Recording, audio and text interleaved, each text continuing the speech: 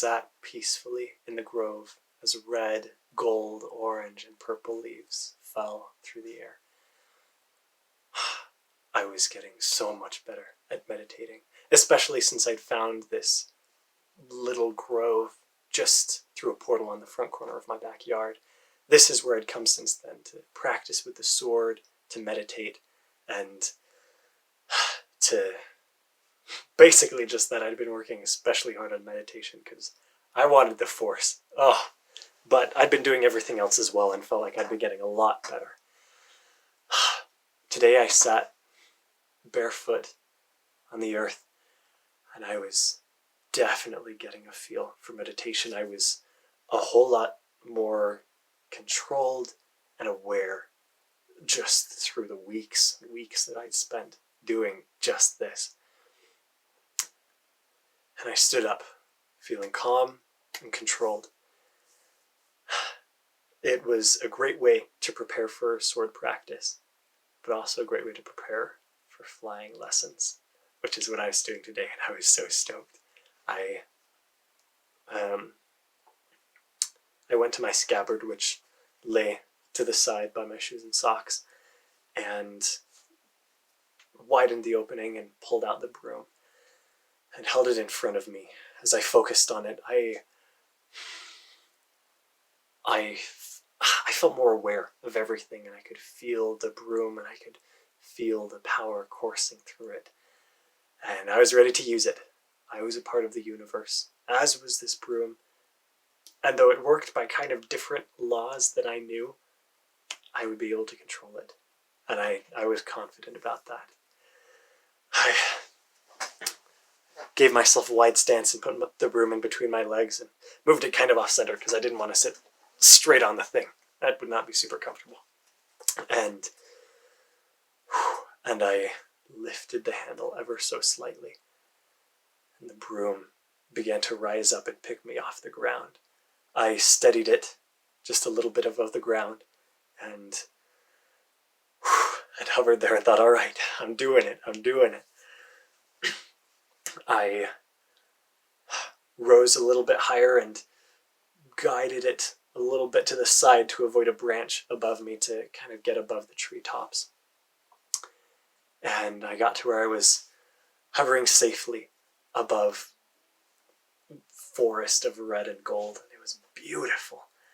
And from there I had more open space and was able to guide myself this way and that and start going moderate pace, and it was working out pretty well. I worried that I would crash or something, but that didn't seem to be the case. I got going pretty moderate speeds, and I kept within sight of the grove. Those I got higher and was moving faster, I was able to see farms and cottages here and there. I still wasn't sure what world this was, but it was beautiful, that much was sure. I felt like I had a good handle on it, and I was about ready to start going faster when the mobile in my pocket buzzed and I nearly fell off the broom. I regained control and pulled out the mobile to see that Scar was calling me, and I answered. And she said, "Gee, where are you? I've been waiting for 5 minutes. And I thought, oh, shoot, that's right, I was supposed to meet her. I said, sorry. Yeah, I'll be there in 5 minutes. She said, you forgot, didn't you? I said, no, car problems. I'll be there in 5 minutes. And hung up and flew back down to the grove and started putting on my socks and shoes and gathering my things again. And I would not be able to make it out to the lot to get to Pokemon in 5 minutes. Not by car, at least. I got through on the other side, and part of me wondered how wise it was to fly around on a broom on Earth, but I knew it was going to be good practice, especially if the Air Force came out and tried to shoot me down. But regardless, I came through the other side of the portal back to Earth and shot up into the sky and raced along through the city, and it was so much faster than by car. Oh my gosh. And it was absolutely thrilling to have the wind blowing through my hair. I flew down, and I stayed up pretty high until I got about above where Scar was, and I positioned myself so I was behind her and brought myself down and landed as quietly as I could manage, and said, "All right, I made it." And she spun around, gun in her hand, ready, aimed straight at my face. I put my hands up. I said, "Gee, I'm impressed. You made a good entrance." I said, "Yeah, glad you didn't shoot my face off." She said, "Yeah, me too." She put the gun back and acknowledged the broom. And said, "Oh, you've been out traveling, I see." I said, "Yeah, I have. It's been pretty good." And she said, "Well, you ready to travel again?" I said, "Yeah, let's do it." We hopped through the portal. Later on, we were driving down, got out of the car with Grant, and stepped into a cool room from the summer heat. And Grant went and checked in. He said, "Yeah, we're a little bit late for our appointment, but we've still got good time. We'll have plenty of time." And I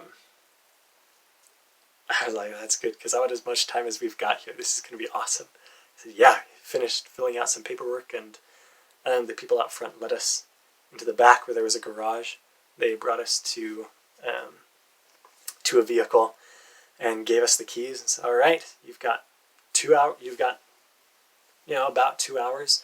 Make sure that you're back by 3 o'clock, and your safari balls are in there, and anything else that you'll need. If there are any emergencies or anything, let us know. We'll come out to you." And they gave us some instructions and let us go, and we thanked them, and Grant started up the car and drove us out through the jungle. The safari zone was massive and so exotic, and it was so cool to see all these different kinds of Pokemon. We'd go stop to different places, different areas, different kinds of environments, and we'd split up to go see what we could catch. And Bolt came with me because I needed protection, and Grant and Scar both went their own ways. Scar could handle herself, and Grant had other Pokemon that he could protect himself with. And we went out. Every time we came back, after about 10 minutes, I'd caught nothing. Grant had caught 1 or 2 Pokemon in the time. Scar caught one about halfway through, and I never managed it. And Grant finally parked the car and said, "All right, last one. Go out, we'll see what we can get, and we'll come back, and then we'll head back in." I said, "All right." And so Bolt and I went out. We crossed a bridge over the river where there was a large rocky hill. And I thought, there's going to be some cool stuff there. I'd like to see what's up there. And so we made our way up the hill. And we still had enough time to get back. And there was a cave at the top. I was like, "All right, let's see what's in there." So we walked into the cave, and it was very dark and went further than I thought. We went in, and Bolt used his electricity to show what was in the cave, and at intervals he'd flash to let me see what was ahead, and there were no Pokemon that we could see in there. It was just rocks. And I was like, we got to the end, and I was like, well, okay, I guess that's it. And we turned around to leave, and I heard something in the back of the cave. I was like, there's something there. And I had Bolt use his electricity again, and again, nothing there, just rocks. Just rocks. I said, "Bolt, run." And we started running, and I heard something shift, and through the dim light I could see what I thought was just a mound of rocks begin to stand up. And the Rhydon snorted and started coming after us. And it started pounding through, and rocks began to fall from the ceiling. I reached into the belt that they'd given me and pulled out a safari ball and hucked it at the Rhydon. And it caught him and slapped in the ball and began to thrash. And I knew it wasn't going to catch him. But it gave us a few seconds, and we ran. Bolt jumped into my arms, and we sprinted for the exit. The Pokeball shattered open, and the Rhydon began to come on after us, pounding. I could see rocks on the entrance begin to fall down And I realized he was causing a rock slide on the outside of the hill, and it started to build up along the entrance. And I thought, no! I threw another Pokeball to stall him, and we burst out the entrance. I shielded Bolt the best I could and took a few rocks to the back. Nothing bad, though it definitely hurt, and stumbled onto the outside and started running down. A few seconds later, the Rhydon burst through the opening and sent rocks flying and started barreling down the mountainside, and I knew it was going to get there faster. It was going to get to us faster than I could get away. And so I fumbled with my scabbard as Bolt clung to my shoulder. I managed to open up the scabbard and pull out the broom and get it between my legs and pull up just in time for the Rhydon to run underneath us. And I managed to get a hold of myself, and I raced forward but flipped upside down as I was trying to get away. And the Rhydon continued to chase after us. I managed to right myself, and out of the corner of my eye, I saw something flash past on the mountainside. Something slammed into the Rhydon and sent him reeling off course, and he rolled down the mountainside another direction. As I flew away to a safe distance, I looked back to see the Ponyta from before, standing, eyes meeting mine. And he snorted and ran off into the jungle. Both and I were breathing heavily. And I had a lot to think about as we flew back to the vehicle. We got there first and started to get our breath back. Scar joined us, and Grant came back with 2 more Pokeballs in hand. And I said, "Whoa, what happened to you guys?" I said, "Long story, I'll tell you on the way back." A few days later, Scar and I went to visit Syl Terran. We'd been back a few times, and she'd given me more instructions, and she told me that today we were going to do a test. And usually I didn't like tests, but I was excited for this. So we came in, Syl got Scar started with some lightsaber exercises, gave her some moves to do and some things to work on.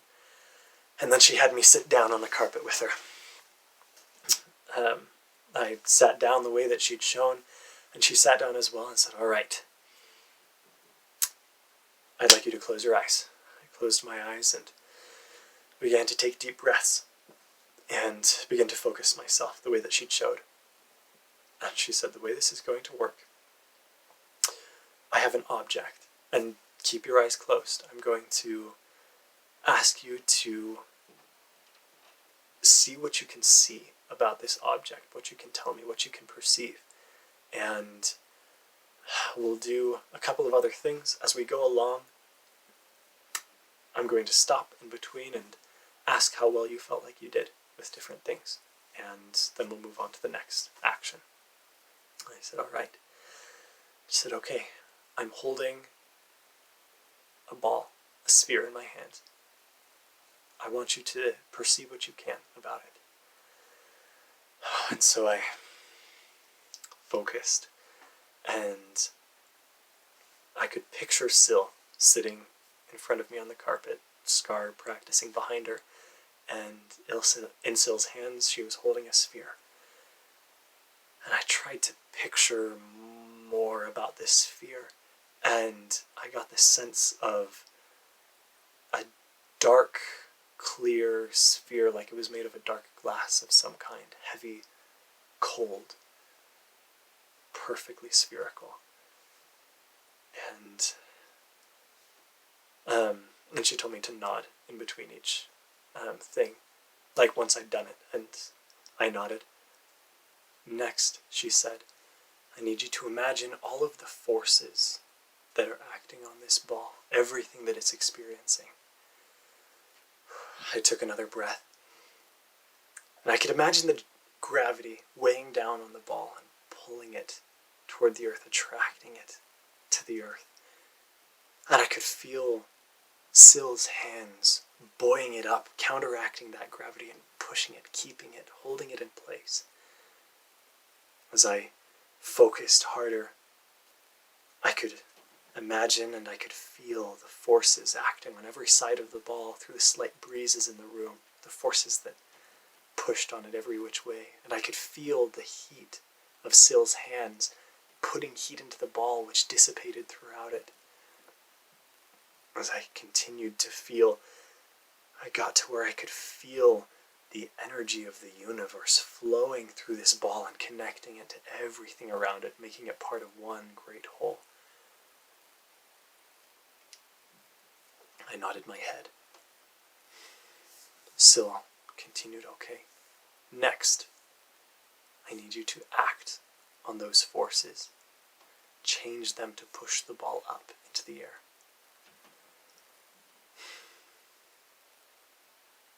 I thought back to the gravity which I could feel pulling the ball down. And I pushed it the opposite way, taking the force and urging the ball upward and into the air. And I heard Syl gasp, and I opened my eyes, and the ball fell back into her hands.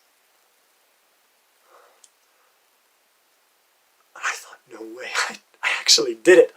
I was stoked, though also whole and calm, but also very excited. And Syl said, do it again. This time I kept my eyes open. The ball was exactly as I had seen it. I focused on gravity, and I changed it, urging the ball up and pulling it into the air. And it lifted into the air just as I commanded it. I took the forces that were around it, and I used them to pull the ball towards me. And it drifted through the air and over my outstretched hands as I held them out. And the fall landed satisfyingly in my hands. I thought, I've done it.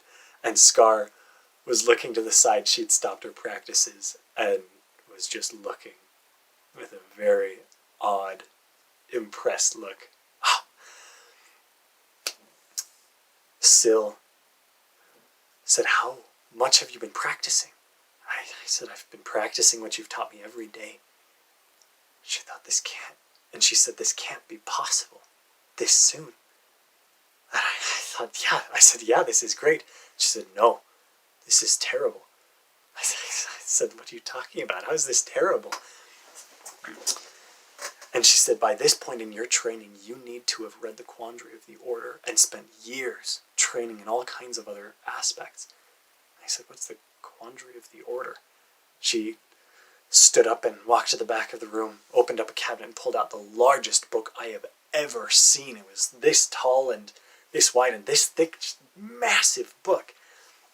And she pulled it out. And she said, before you do anything else with meditating or the Force or anything, you need to finish this book. And I said, what? That's crazy. And she said, that's why I'm giving you the abridged version. I said, can I at least get an audio book? And I was surprised to find out the Jedi actually have that. And she said, yes, I'll get you an audio disc, but until that point, you just read this. And I said, but I have the abilities. Isn't that good enough? And she said, no. The Force is extremely powerful, and if you are not prepared to handle it, it will consume you. I have seen it do the same to others, and I will not have that happen to you, G. The universe requires balance, and you need to be prepared for that to be the case. From now on, you study and you let me know when you're done, and we will continue our practice and our training. I thought, well, great. The moment I begin to do something cool, I have to do other things. I have to just read. And then she sent Scar and me on our way so that I could just get to studying. I said, man, of course. And Scar said, don't worry too much about it. Syl's intense, but you'll be fine. I said, well, yeah, she kind of made it sound like this is dangerous, though. And Scar said, I mean, definitely read it. She's not going to train you more until you do, but I think you're going to be fine. And I said, I hope you're right. And I hope I can manage this, as I carried the massive book away to start studying. End of chapter 12.